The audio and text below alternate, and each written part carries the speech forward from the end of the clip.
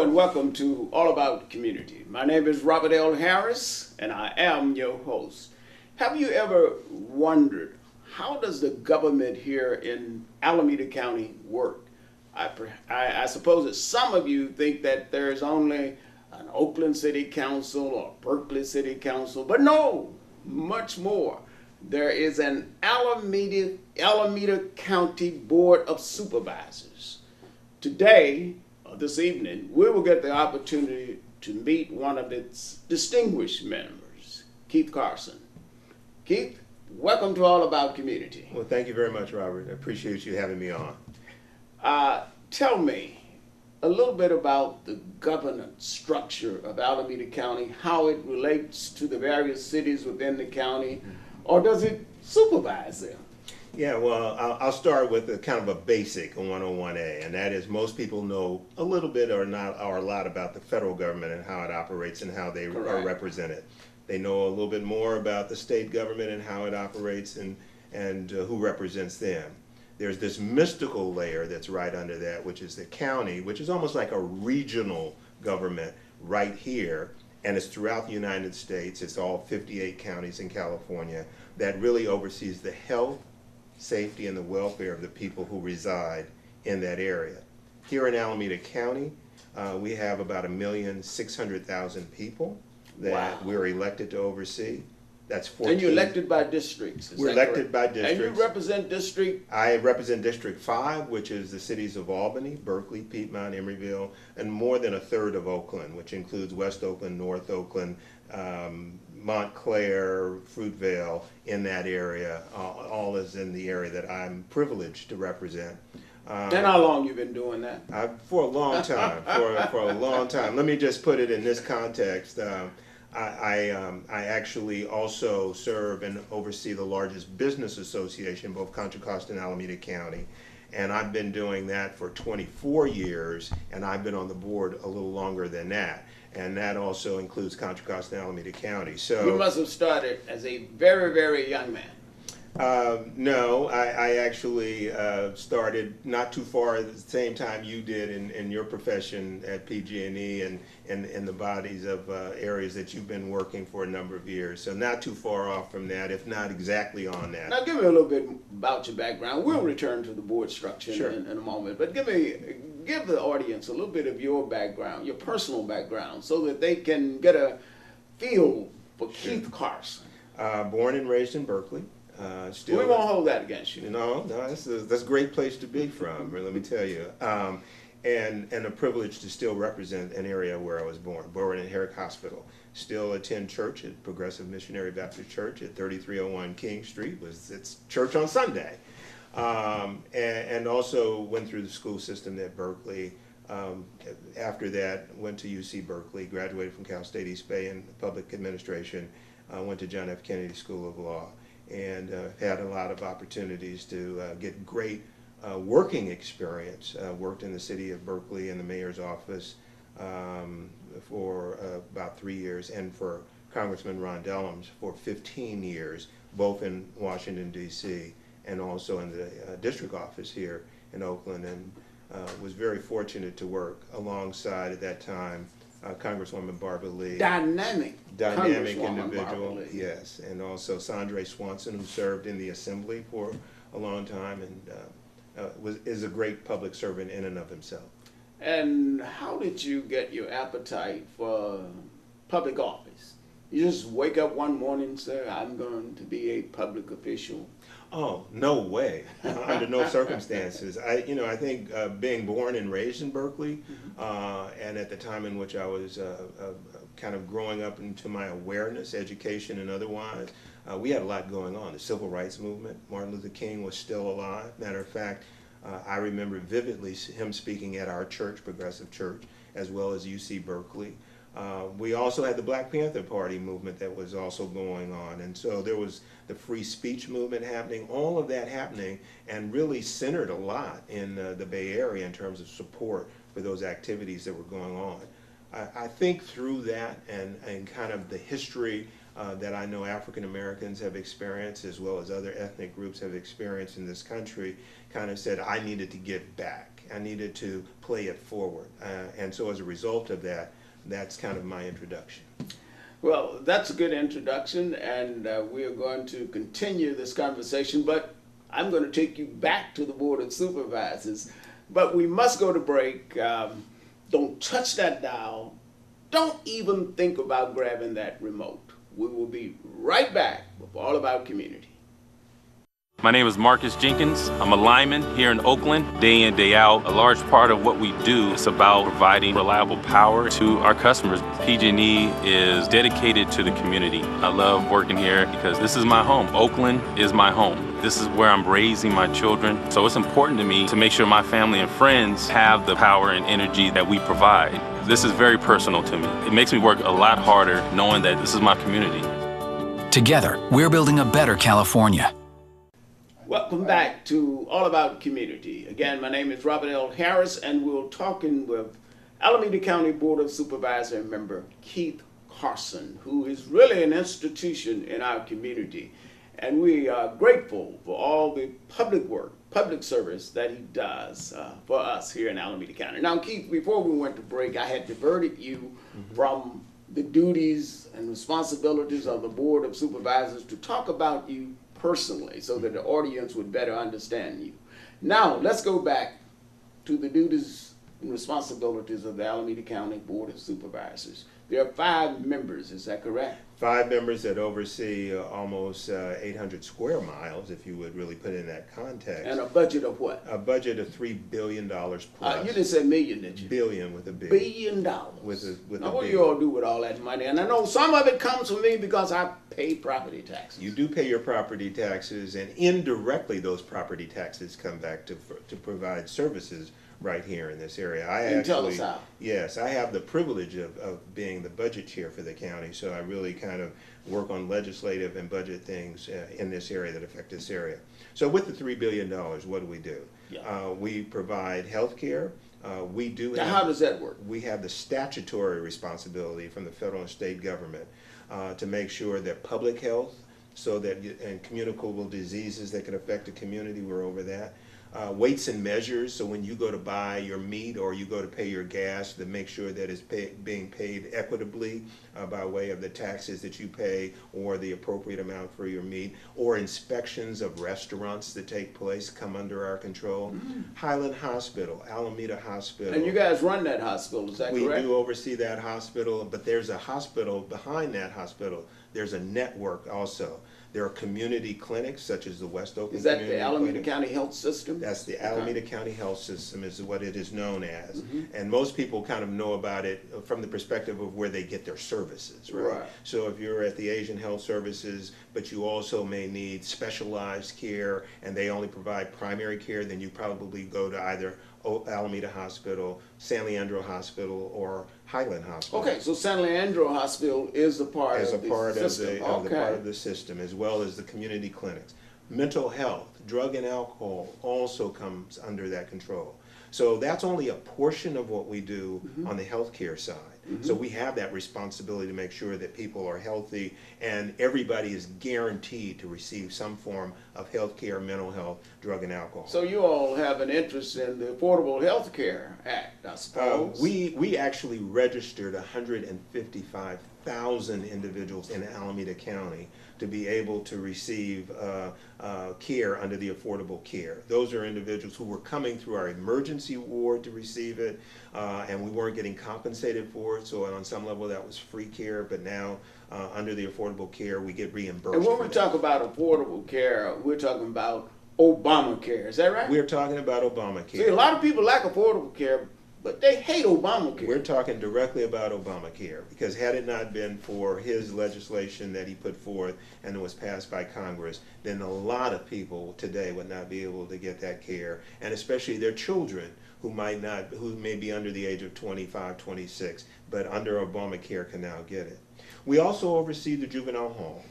We also oversee the district attorney's office. We also oversee the sheriff's office. We also are responsible for making sure in the unincorporated area where they don't have a police department, the sheriff is their police department. And if there's a major emergency that takes place in Alameda County, it's the sheriff who oversees all of the police and all of the public safety, including fire, in this area. So they would coordinate the various police through departments within Alameda County. They all come under his control in case at of that regard. emergency. Okay. Social services, so for people who receive in-home health care, they may be bed restricted, they may be seniors, it comes through Alameda County.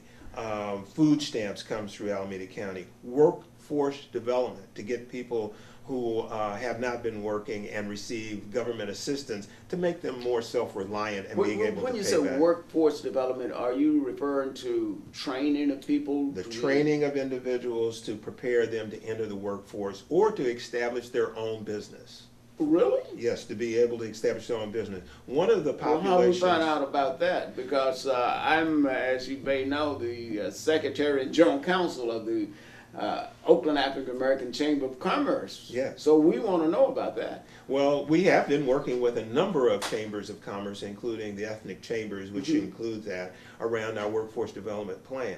The one good thing, Robert, about this area that we live is we have such a diversity of businesses that are located here. So you don't have to just be proficient in one area. We have from car manufacturing to hotel and retail to a number of institutions that provide health care like Kaiser. You talk about it, you can do whatever you want to do, including we still have 3 today major sports franchises that are still here, and there are offshoots of employment from I'm glad all 3 you said that are still here as of today. today, because some of them want to leave. Some of them want to But they're leave, still here, though. and some of them we might be happy that they're leaving because they still have a debt of about $150-some million that they owe the county and the city from the original debt. So. But we know that the Oakland A's are going to stay. Oh, they're talking, we're talking, we're excited about them. They're not talking about any place other than this area and focused on And that Oakland. makes good sense. Anybody that leaves Oakland, in my view, Totally they don't agree have with good you. sense. Totally agree with you. The other ancillary services that we provide, and a lot of people are not aware of it, there's a lot of unincorporated area. Castro Valley is one of those, Ashland, Cherryland. They don't have a government, so we actually sit as their government. We oversee land use issues, public work issues, all the things that it takes to run a city, including their libraries. I tell you, this is interesting. I wish I had scheduled you for at least an hour, but unfortunately I did not, so I blame myself for that. No, but I know appreciate that you, our viewers, are very, very interested in what happens in Alameda County. You've had an opportunity to meet one of the distinguished members of the Board of Supervisors, Keith Carson. We want to thank him for being our guest. And remember this, no matter what you do, when you do it, or how you do it, in the final analysis, it is always going to be all about community. Thank you for joining us, and thank you, Supervisor Carson. Thank you very much, Robert, for having me here.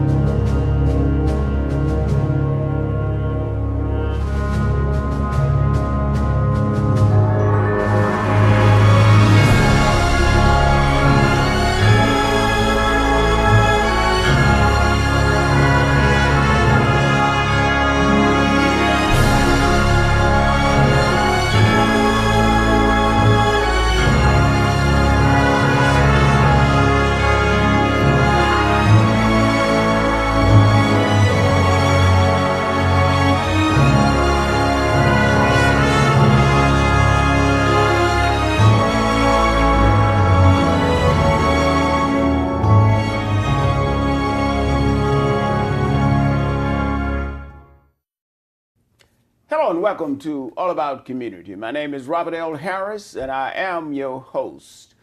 We're talking today with Deon Adams from PG&E. Welcome. Thank you, Deon. Bob. How are you? I'm doing well. How about you? Oh, absolutely wonderful. You know, one of my favorite places in the whole wide world in terms of work is PG&E. That's good to I bet hear. you don't know why. No, why? Because I worked there for 34 years. That's good enough reason. Yes, it is. We're fortunate today to have Deon with us, and we're going to have an engaging conversation about some of the great things that PG&E does in the community. So why don't we get started? Tell me about something that happened recently in terms of an award or something. Was that? Yes. So this year I was awarded the President's Diversity Champion Award at PG&E. You're kidding? No. How did you do that? No. So the award is given to individuals in the company that make an impact to foster diversity and inclusion at PG&E amongst the employees for the company and also in the community. And you are the president of the PG&E. It used to be Black Employees Association, but Resource. Yes, now it's the PG&E Black Employee Resource Group. That's a lot to remember. I know, it's a mouthful, but we do a lot. Now tell me about what you do. So within the company, my title is Expert Consultant in Supplier Diversity. Mm-hmm. I'm part of our supply chain organization, and I'm the small business lead. So I help small businesses get certified with the CPUC so that they can do business with PG&E. And then I also work with a team of what we call them line of business champions in the company, people within gas or electric or IT that know of opportunities that are coming up or projects that PG&E is working on. And so as I meet small businesses that do that kind of work or offer products and services, introduce them so they can have a conversation about what PG&E is looking for. And if the company's ready, then they can get certified and they'll be ready to bid on projects when they come up. But if they're not certified, what my department does is provide technical training to them so that they can build their capabilities and be ready. So that people understand, what do you mean by certified? Certified. What I mean is there are certain standards that PG&E has to meet for safety. When a company is operating and doing things for our customers, safety is our number one priority. So we want to make sure that they're operating safe, that they're ethical. There's different requirements to get certified. So, and is this certification through the California Public Utilities Commission? Yes. And if I understand it correctly or remember, whichever, been so long. They also certify you as a minority supplier? Yes, you can designate, if you're African American, if you're Asian, if you're Hispanic, if you're LGBT, woman, you can make those designations when you get certified. And if you're certified, that I assume means that then you are probably eligible to be on a list to be considered for doing business. Yes. So we use the CPUC list of certified suppliers as the suppliers or businesses that we reach out to when we have a bid that comes up. So if a person is interested in being certified and is not certified, they can contact you or go to the website and find out how to do it? Yes. And if so, what's the number? How do they do that? So if they want to do that, they can go to our website at www.pge.com/supply chain responsibility. And on that site, they can find out bid opportunities. They can learn about outreach events that are coming up where we're training suppliers on what they need to do to prepare a bid. And we also do matchmaking events where we have subcontractors that work with PG&E meet up with those interested in working with PG&E, because we also want, part of our being responsible and inclusive as a company is we want our suppliers to work with subcontractors that don't have experience with PG&E so they can bring them along and they can learn the process. Well, we're going to talk about that in a minute. Okay. We have to go to break because that's very interesting concept, and I want to follow up on that. We do have to go to break. Don't touch that dial. We will be right back talking with Deon Adams from Pacific Gas and Electric Company. West Contra Costa Unified School District holds our environmental and sustainability goals as one of our top priorities. I definitely rely on PG&E to be an energy advisor. Anything from rebates, how can we be more efficient? PG&E has a number of programs to help schools save on energy. When I see a program that fits them, then I bring it to them. With the help of PG&E, we've been able to save a tremendous amount of energy and a tremendous amount of money. We're able to take those savings and invest it right back into the classroom. Together, we're building a better California. Bob Melvin's an Oakland guy. People love him. In fact, I think he could be mayor one day.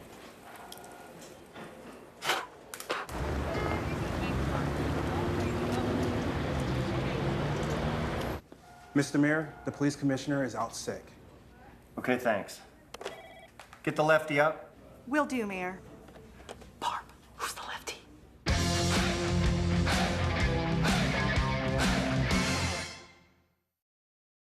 These guys work hard at keeping their edge, and they find it in the most surprising places.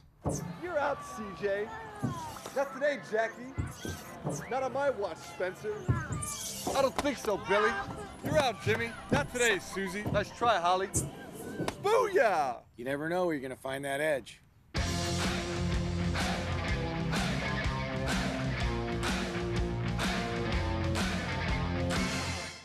See. The snooze you lose, Rosie. My name is Marcus Jenkins. I'm a lineman here in Oakland, day in, day out. A large part of what we do is about providing reliable power to our customers. PG&E is dedicated to the community. I love working here because this is my home. Oakland is my home. This is where I'm raising my children. So it's important to me to make sure my family and friends have the power and energy that we provide. This is very personal to me. It makes me work a lot harder knowing that this is my community. Together, we're building a better California. Hello and welcome back to All About Community. Again, my name is Robert L. Harris and I am your host. When we went to break, we were talking with Dion Adams about PG&E's Supply Diversity Program, specifically about one component dealing with matchmaking. That is, I believe, matching potential vendors with, I guess, potential partners that they can work with to make certain that they are qualified. Is that right? Yes. So matchmaking, I guess you can kind of it's networking. So we have events and we have suppliers that are already existing, have existing contracts with PG&E. And so what we like to promote is having our suppliers that are already with PG&E work with other subcontractors or businesses that don't do business with PG&E or want to do a little bit more. Now these are contractors that have secured contracts with PG&E, and then PG&E asks them to work with other vendors? Yes. Yeah, and it's a way for us to, so our goal is really to create this diverse listing or network of suppliers that help PG&E because it drives economic vitality in the community. Because these small businesses with those contracts, it can be a game changer for their business. And so if they can come along and work with and learn from a supplier that's already with PG&E and get some exposure and they do a good job and then they get more business, that's a win for both them and for us. Absolutely. And finally on this subject, I understand from the CPUC reports that the Supply Diversity Program does quite a bit of business. I can't remember the numbers. I know they're published somewhere with the PUC. Yes. Any idea what that number may be, roughly? I do know PG&E is a leader in the supplier diversity space. We spent $2.8 billion last year. 2.8 million? Billion. Billion with a B? Billion. Wow. With diverse suppliers. Wow. And so that amount, 2.85, accounts for 44% of our procurement spend. So of all the money that PG&E spends, 44% was spent with diverse suppliers. And that's commendable. You were also going to share with me some more information about yourself in terms of why I guess you got the award that you recently got. Yeah, so I wanted to talk a little bit about just to tie diversity and inclusion. PG&E diversity and inclusion is just it's a big focus point for us as a company, and so every year the company awards individuals for making an impact in driving diversity and inclusion. And so being in the company and also in the role of leading the Black Employee Resource Group as the president, I look for ways to drive diversity and inclusion. And so last year we had a lot of different things that were happening in the community. So we had a lot of gun violence in the nation. And again, under the guise of working safe and being safe, we had a lot of employees that came to work after the shootings in Orlando and then Baton Rouge that were working unsafe and distracted.